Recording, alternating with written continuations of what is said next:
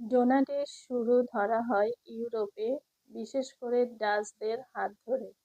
তারা একসময় অলিকোক নামে এক ধরনের মিষ্টি ভাজা পিঠা বানাতো।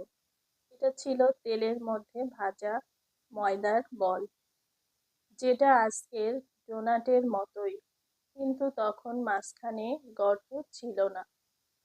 এরপর এই খাবারটি ইউনাইটেড স্টেটে ১৭শ শতাব্দীতে ডাচ অভিবাসীদের মাধ্যমে আসে। তখন আমেরিকায় এটা খুব জনপ্রিয় হয়ে ওঠে। মজার বিষয় হলো, ডোনাটের মাঝখানে গর্ত কেন হলো এ নিয়ে একটি গল্প খুব বিখ্যাত।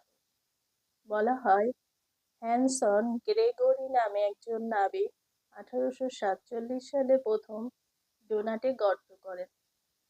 তার মতে ডোনাটের মাঝখানটা ঠিকমতো ভাজা হতো না, তাই তিনি মাঝখানে ছিদ্র করে দেন যাতে সব অংশ সমানভাবে ভাজা হয়। এরপর থেকে এই গর্তওয়ালা ডোনাট জনপ্রিয় হয়ে ওঠে। পরে ওয়ার্ল্ড ওয়ার ওয়ানের সময় আমেরিকান নারীরা সৈন্যদের জন্য ডোনাট বানিয়ে দিতেন, যাদের ডোনাট গার্লস বলা হতো। এতে ডোনাট আরও বেশি জনপ্রিয় হয়ে যায়। আজকের দিনে ডোনাট শুধু একটা খাবার না, এটা এক ধরনের সংস্কৃতি।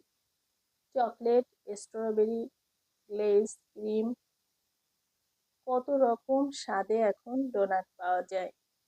তো ডোনাটের এই গল্পটি জেনে আপনাদের কেমন লাগলো অবশ্যই কমেন্টে জানাতে ভুলবেন না। ভালো থাকবেন সবাই। আল্লাহ হাফেজ।